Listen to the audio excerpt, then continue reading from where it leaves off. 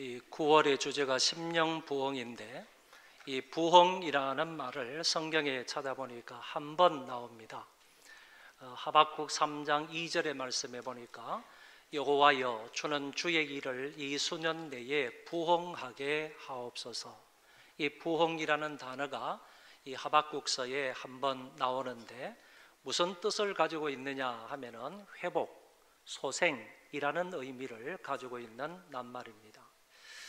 대부분 사람들은 이렇게 말합니다. 이 부흥은 인간의 노력으로서 이루어지는 것 아닌가, 이렇게 생각할 수 있는데, 오늘 성경 말씀에 의하면 부흥의 주체는, 부흥을 주시는 분은 하나님 여호와이시다 하는 사실을 알게 됩니다.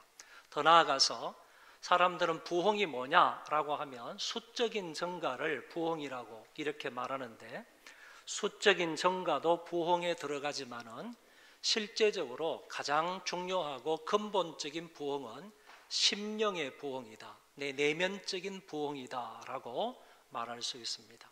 내면적으로 부흥이 일어나게 되고 내 심령의 부흥이 일어나게 되었을 때 자연적으로 결과가 나는 것이 바로 수적인 증가이다, 이런 얘기를 할 수 있습니다.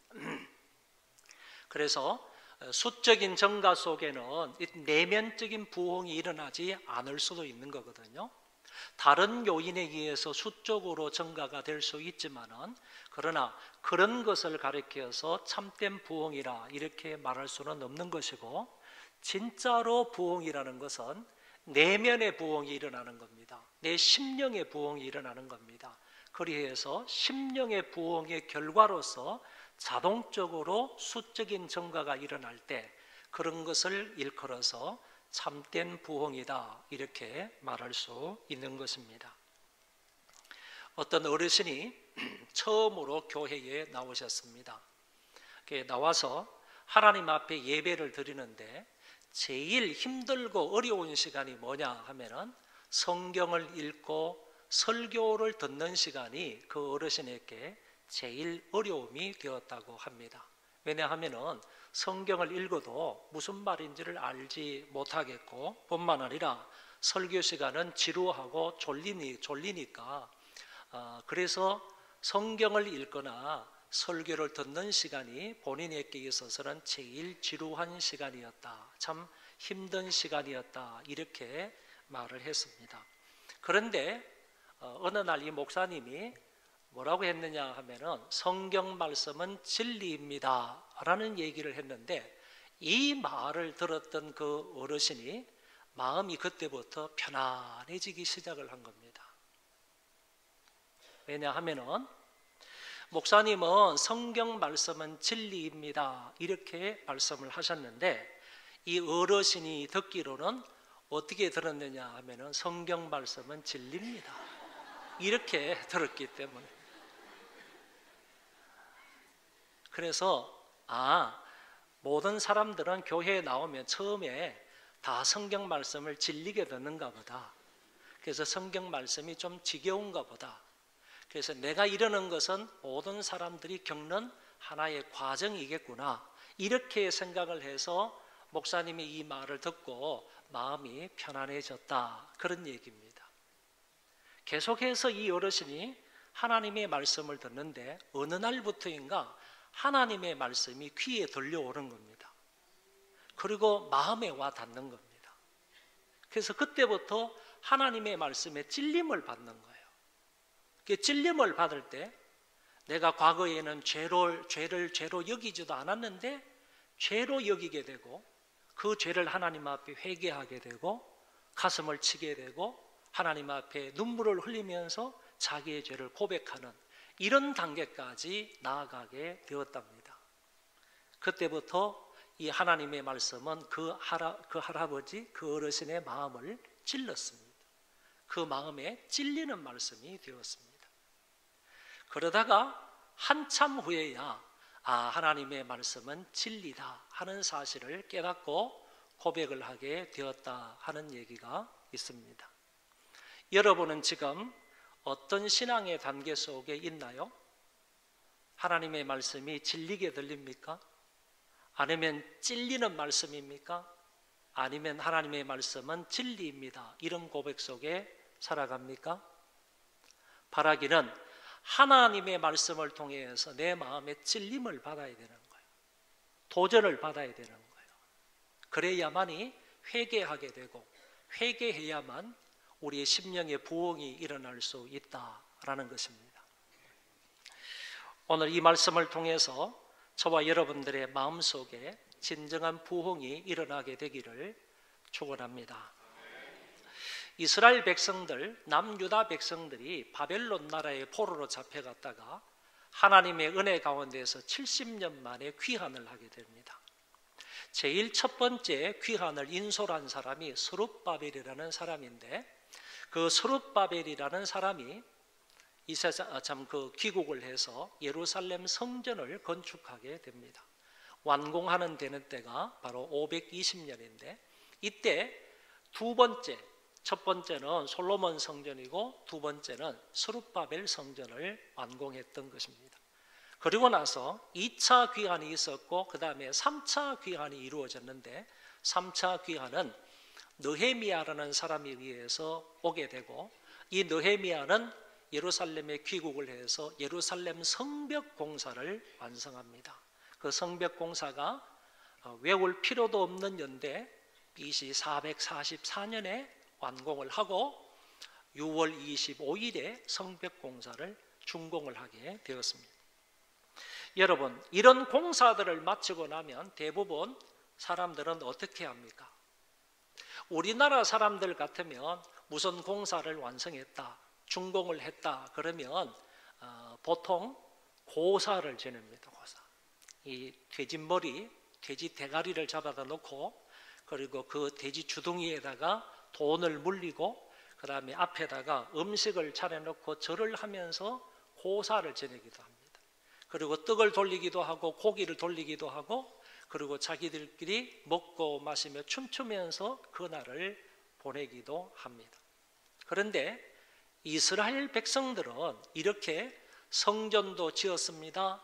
그리고 성곽도 성벽도 이제 다 지었습니다. 그랬을 때 이스라엘 백성들은 학사 에스라에게 요청을 한 겁니다. 무엇을 요청했느냐 하면은 여호와께서 이스라엘에게 명하신 모세의 율법책을 가지고 와서 우리에게 읽어 주십시오라고 요청을 했다는 것입니다. 여러분, 이 말 속에서 우리가 하나 생각해 봐야 할 것이 있는데, 이 이스라엘 백성들은 성전 공사를 완료하고 성벽 건축을 완료했지만은 그것을 통하여서 자기들의 영적 만족이나 아니면 내적 부흥을 얻으려고 하지 않았다라는 얘기입니다.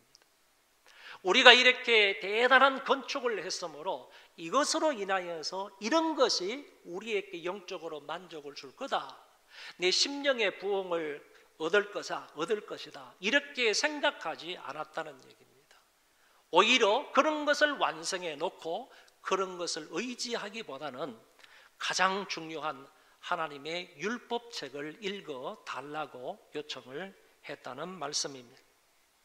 어쩌면 당시 이스라엘 백성들은 사람이 떡으로만 살 것이 아니요 하나님의 입으로 나오는 모든 말씀으로 살 것이다 하는 사실을 진리로 여기고 받아들였던 것 같습니다.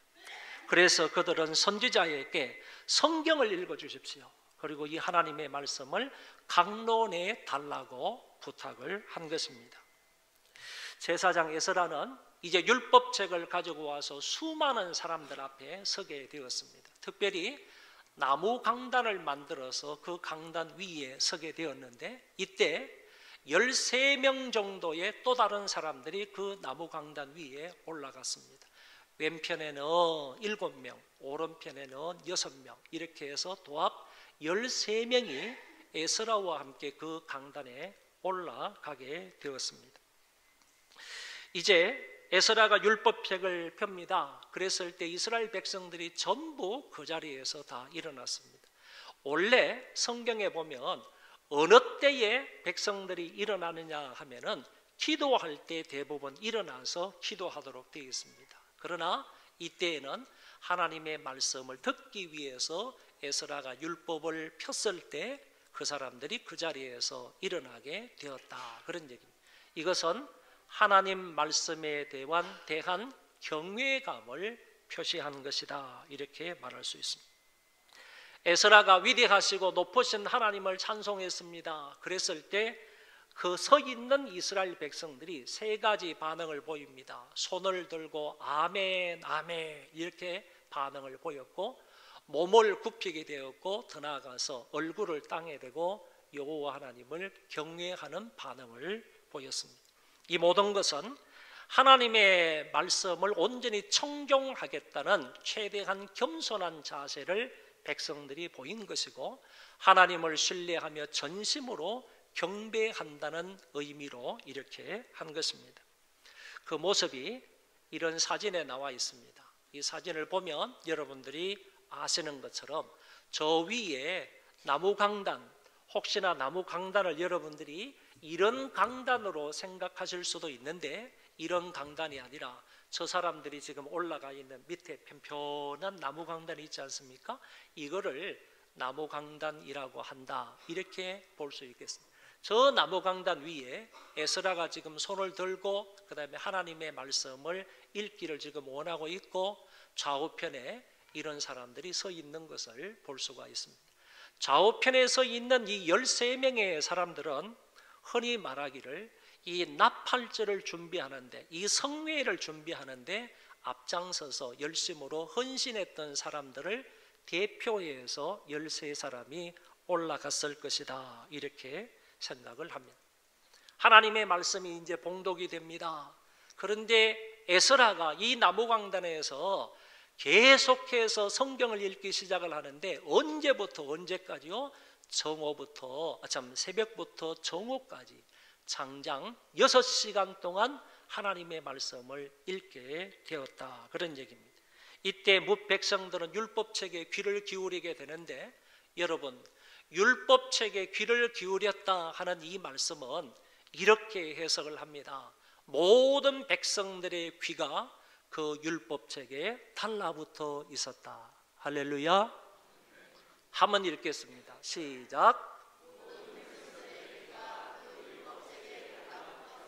그러니까 에스라가 성경을 낭독했을 때 그 앞에 모였던 그 이스라엘 백성들이요, 장장 6시간 동안 새벽부터 정오까지 이렇게 긴 시간 동안요, 그들의 귀를 하나님의 율법책에 붙여 놓았다, 그런 얘기입니다.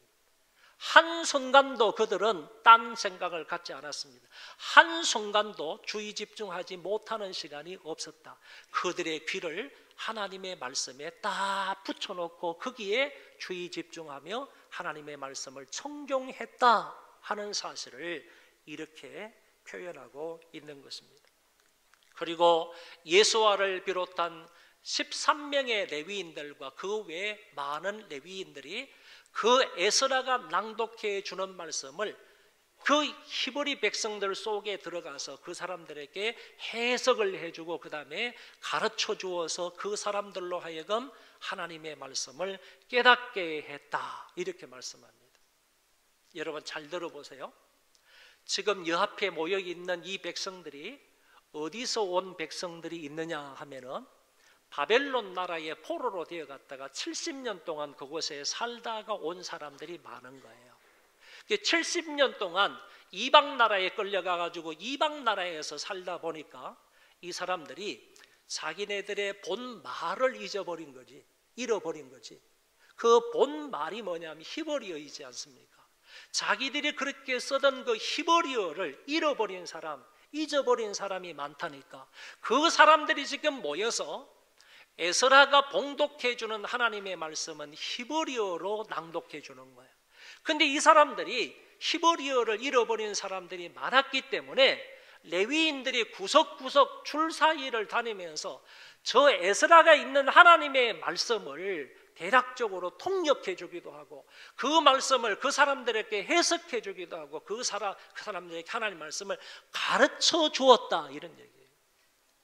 적어도 대표적인 사람이 13명의 레위인들이고 그 외에 더 많은 레위인들이 구석구석을 다니면서요 하나님의 말씀을 통역해주고 해석해주고 가르쳐 주었다. 그런 말씀입니다. 그랬을 때 이 사람들이 하나님의 말씀에 깨달음을 받고 말씀에 찔림을 받게 되었습니다. 궁극적인 반응이 뭐냐? 성경에 보면 백성이 율법의 말씀을 듣고 다 우는지라 그랬습니다. 왜 울었겠습니까? 이 백성들이 그것은 바로 죄를 지적받았기 때문입니다. 죄가 드러났기 때문이다. 불의와 불법과 간음한 사실이 하나님의 말씀에 비추어서 자기들의 죄가 드러난 것입니다. 우상 숭배의 죄가 밝혀진 것입니다. 불순종과 불평불만과 교만한 마음이 드러나게 된 것이고, 안식일을 준수하지 못한 것과 특별히 이방인과의 통혼 문제, 이런 죄가 그들에게 드러났기 때문에 죄 지은 것에 대한 슬픈 마음으로 이들은 울고 눈물을 흘리고 있는 것입니다. 이 같은 죄가 생각이 나서 하나님 앞에 운 것이라는 것입니다. 여러분, 하나님의 말씀을 주의 경청하게 되면요, 그 말씀 앞에 자기 자신을 비추어 보면 자기 자신의 더러운 모습이, 추한 모습이 나타나지 않을 수가 없는 거예요. 이스라엘 백성들이 그랬다라는 얘기입니다. 이때 울었던 이유가 죄 때문이다 하는 사실을 우리는 다음의 성경을 통해서도 확인해 볼 수가 있습니다. 느헤미야 9장의 말씀으로 넘어가 보면 이런 말씀이 나옵니다. 조금 길지만은 다 같이 한번 읽어보겠습니다. 시작. 이스라엘 자손이 다 모여 금식하며 굵은 베옷을 입고 티끌을 무릅쓰며 모든 이방 사람들과 절교하고 서서 자기의 죄와 조상들의 허물을 자복하고 이날에 낮 4분의 1은 그 자리에 서서 그들의 하나님 여호와의 율법책을 낭독하고 낮 4분의 1은 죄를 자복하며 그들의 하나님 여호와께 경배하는데 레위 사람 예수아와 바니와 감미엘과 서바냐와 분니와 세레바와 바니와 그나니는 단에 올라가서 큰 소리로 그들의 하나님 여호와께 부르짖고 그랬습니다. 여러분, 이 말씀을 보니까 이 백성들이 철저하게 자기들을 끄집어내놓고 하나님 앞에 회개하면서 우는 모습, 금식하면서 티끌을 무릅쓰고 회개하고 자복하는 그런 모습을 여기에서 볼 수 있다, 그런 얘기입니다.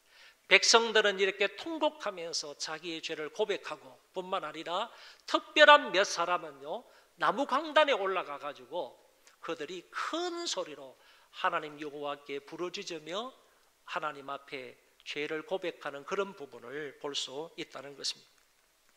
여러분, 여기에서 느헤미야 8장에서 9장으로 넘어오면서 이 날짜의 흐름을 우리가 조금 주의해 볼 필요가 있습니다. 먼저 7월 1일은요 나팔절 절기였습니다. 이때 소문 앞 광장에서 에스라가 하나님의 말씀을 읽어 주었을 때 이스라엘 백성들이 듣고 깨달음을 받아서 회개하며 우는 그 모습을 우리는 살펴보았습니다. 이때 울고 있었을 때 느헤미야와 에스라가 이날은 성일이므로 울지 말라 이렇게 말씀하시고 더 나아가서 그랬을 때 백성들이 울지 않고 음식을 나누어 먹으면서 기쁨으로 나팔절 절기를 지키는 모습을 볼 수가 있습니다. 여기에서 기쁨으로 나팔절을 보냈던 이유가 있는데 성경은 이렇게 말씀합니다. 다 같이 읽겠습니다. 모든 백성이 곧 가서 먹고 마시며 나누어 주고 크게 즐거워하니 이는 그들이 다 읽어 들려준 말을 밝히 알미라. 이 백성들이 느헤미야와 에스라가 지금은 성일이니까 7월 1일이 나팔절 성일이니까 오늘은 우는 날이 아니다. 너희들의 슬픈 것을 거두고 이제 백성들과 함께 음식을 먹으며 나누어 먹으면서 이렇게 즐겁게 보내야 된다. 오늘은 성일이기 때문에. 그런데 그 백성들이 즐거운 마음으로 기쁜 마음으로 나팔절 절기를 지킬 수 있었던 이유가 한 가지 여기 있는데 그게 뭐냐 하면은 그 읽어 들려준 말을 밝히 알미라 그랬습니다. 하나님의 말씀을 읽어 들려준 그 말씀을 이 백성들이 깨닫고 은혜 받고 알게 되니까 그들의 마음속에 기쁨이 넘쳐서 그 기쁨으로 이웃 백성들과 함께 음식을 먹으면서 나팔절 절기를 지킬 수 있었다 하는 얘기입니다. 기쁨으로 이웃과 음식을 나누어 먹으면서 교제할 수 있게 되었는데, 이것을 한마디로 말하면 이스라엘 백성들은 지금 죄가 기억이 나서 죄 때문에 슬피 울었던 그런 일이 있었지 않습니까? 그게 있고 난 이후에 에스라와 느헤미야가 지금은 성인이니까 울지 말고 먹어라 이렇게 말하니까 그들이 기쁜 마음으로 음식을 먹었다고 했지 않습니까? 그러니까 이스라엘 백성들에게 이렇게 말할 수 있는 겁니다. 이스라엘 사람들은 지금 울다가 웃고 있다, 이렇게 말할 수 있는 것입니다. 여러분, 우는 것도 하나님의 은혜이지만은 웃는 것도, 기쁨에서 차서 웃는 것도 하나님의 은혜임을 믿으시기를 바랍니다. 여러분, 아무에게나 눈물이 나는 것 아닙니다. 아무에게나 기쁨이 충만한 거 아니라니까요. 내 죄가 기억이 나고 내 마음에 찔림을 받아서 죄를 토해낼 때도요 울게 되는데, 그때의 울음도 하나님의 은혜라는 얘기예요.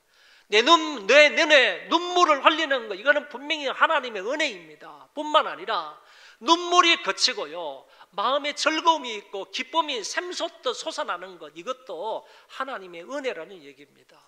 이스라엘 백성들은 하나님의 말씀을 통하여서 울게 되었고요, 또 하나님의 말씀을 근거로 해서 웃게 되었다는 얘기입니다. 여러분, 옛말에는요 울다가 웃으면 어떻게 된다고 그랬습니까? 엉덩이에 뿔 난다고 그랬습니다. 그런데 오늘 성경 말씀에 근거해서 볼 때, 적어도 이 본문 말씀을 근거해서 볼 때요 울다가 웃는 것은 복입니다. 복입니다. 왜 그런가 하면은요, 웃으면 감정이 회복됩니다. 그리고 감정이 회복되면요 마음에 응어리진 것이 풀려나게 됩니다. 그랬을 때 마음의 치유가 일어나기 때문에 울다가 웃는 것은 하나님의 복이다, 은혜다, 이렇게 설명할 수 있다는 겁니다. 더 나아가서 보십시오. 자, 7월 1일 날 있었던 얘기를 한 겁니다. 이제는 7월 10일 날에요 대속죄일이 있게 되고, 그 다음에 이어지는 절기가 초막절입니다.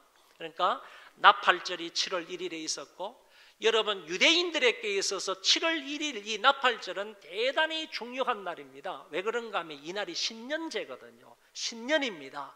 날에 참 해가 시작되는 해가 바로 7월 1일입니다. 유대인들에게 있어서요. 그런데 7월 1일 날 나팔절을 지켰죠. 그 다음에 7월 10일 날 대속죄일을 보냈죠. 그리고 7월 15일부터 시작해서 21일까지 한 주간 동안 이 사람들은 나팔절 절기를 보내는 겁니다. 그리고 8일째 되는 22일이 성회로 모이는 겁니다. 성경 한번 보십시오.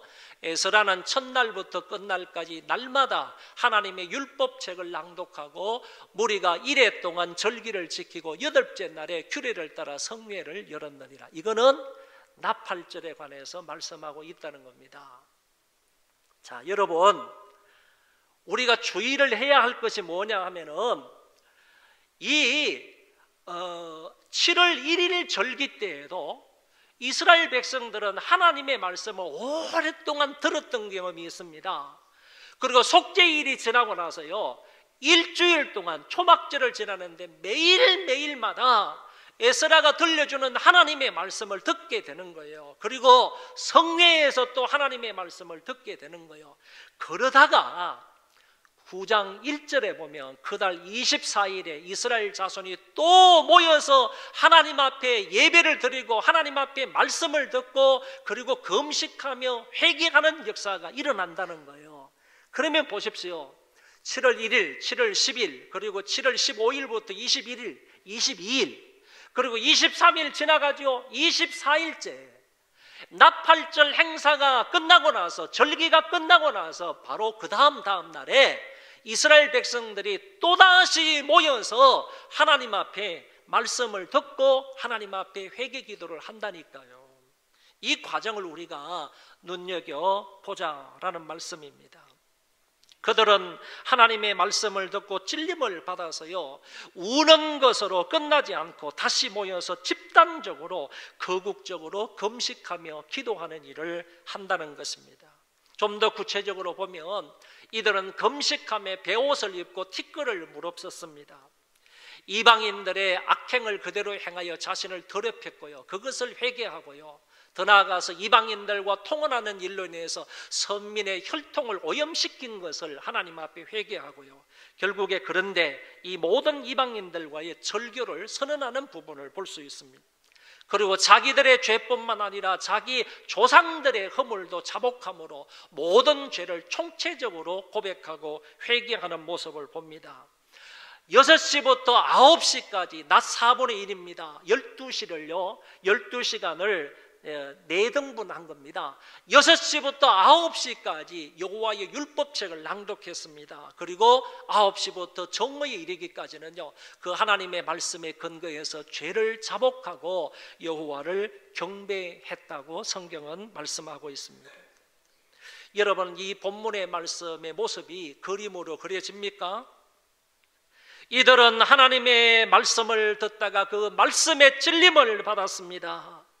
처절한 모습으로 앉아서 금식을 하면서 자기의 죄를 하나님 앞에 울면서 토설해내는 겁니다. 하나님, 우리의 죄를 용서해 달라고, 우리뿐만 아니라 우리 민족의 죄까지도 용서해 달라고 하나님 앞에 울부짖으며 죄를 토로하고 있는 것입니다. 마치 한 그룹의 문둥병 환자들이요, 손가락이 다 떨어져 나가고요, 눈썹이 다 빠지고, 그리고 온몸에 고름과 진물이 질질 흘러나오면서 일그러진 자기들의 모습을 가지고 아버지여, 우리를 불쌍히 여겨주시고 우리의 모든 죄를 사하여 주시고 우리를 소생케 하시고 우리를 회복시켜 달라고 기도하는 그 힘없이 간청하는 그 거지들, 문둥이들과 같은 그런 모습으로 이스라엘 백성들이 하나님 앞에 힘없는 손을 휘저으면서 용서해 달라고 기도하는 모습인 것 같습니다. 이들은 이제 자기들의 회개에 따라서 행동으로 옮겨서 죄를 정리하게 됩니다. 이방인과 관계를 단절합니다. 뿐만 아니라 여호와의 계명을 준수하겠다고 합니다. 그리고 안식일을 준수하겠다고 서약하고요, 성전세와 첫 열매를 드리겠다고 하나님 앞에 서약하는 모습을 보게 됩니다. 회개한 대로 그 죄를 정리하고 하나님께로 돌아왔다는 말씀입니다. 오늘 말씀의 결론입니다. 진정한 부흥은 하나님의 말씀으로부터 시작이 됩니다. 하나님의 말씀을 읽고 그리고 하나님의 말씀을 듣고 가르침을 받았습니다. 말씀을 듣다가 이 사람들은 깨달음을 받았습니다. 해석해주고 가르쳐주는 것을 통해서 마음의 찔림을 받았습니다. 그래서 죄를 토설하기 시작을 합니다. 지적받은 그 죄를 하나님 앞에 고백하고 용서를 구하기 시작합니다. 죄를 토하여 내고요, 가슴을 치며 금식하며 회개 기도합니다. 죄에서 돌이켰습니다. 죄에서 떠납니다. 죄를 멀리하고 하나님께로 돌아왔습니다. 이것이야말로 진정한 마음의 부흥이고 내면의 부흥이라는 사실입니다. 하나님의 긍휼과 자비와 사랑과 은혜가 회복이 되었습니다. 기쁨과 감사가 넘쳐나게 되었습니다. 그들의 영혼이 소생하게 되었습니다. 1907년도에요. 1907년도에 1월 달에 평양 대부흥의 역사가 일어납니다. 평양 장대현 교회에서 말씀 사경회가 있었습니다. 오늘날에는 부흥회다, 심령 부흥회다 이런 말을 쓰지만은 과거에는 전부 사경회 이런 말을 썼습니다. 하나님의 말씀을 구체적으로 하나하나 해석해주고 가르쳐주는 그런 집회를 열었다, 그런 얘기입니다. 이 장대현 교회에서 부흥회를 가졌는데, 말씀 사경회를 가지게 되었는데, 이때 선교사들과 교회 지도자들이 그 하나님의 말씀을 듣다가 깨닫게 된 겁니다. 자기들의 죄를 알게 된 겁니다. 그래서 설교하는 선교사님이나 아니면 하나님의 말씀을 듣는 선교사들이나 하나님의 말씀을 듣는 목사들이나 이 사람들이 먼저 말씀 앞에서 자기 자신들을 비추어 보니까 얼마나 누추하고 죄악된 사람인지를 깨닫게 되어서요, 하나님 앞에 자기들의 죄를 자백하면서 눈물로 회개하는 것입니다. 그랬을 때 이 모습이 온 성도들에게 전달이 되었습니다. 모든 백성들이 하나님 앞에 울면서 자기들의 죄를 고백합니다. 그리고 죄를 버리겠다고 다짐을 합니다. 거짓말한 것을 버리겠습니다. 험담한 것, 조상 숭배를 버리겠습니다. 첩을 둔 것, 첩을 버리겠습니다. 술, 담배를 버리겠습니다. 도박을 버리겠습니다.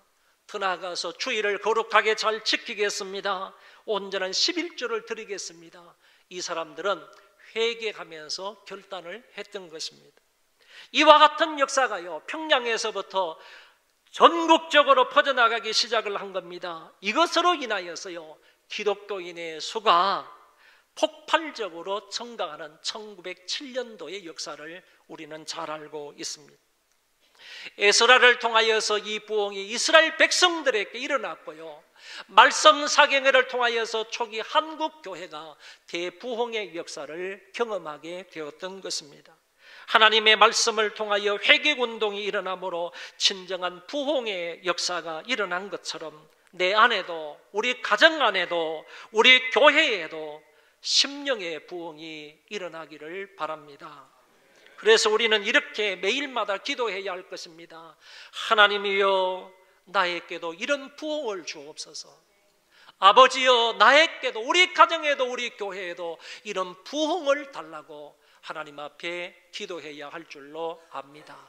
우리가 하나님 앞으로 돌이키면 하나님께서 우리에게 돌아오사 우리를 진정으로 부흥시키실 줄 믿습니다.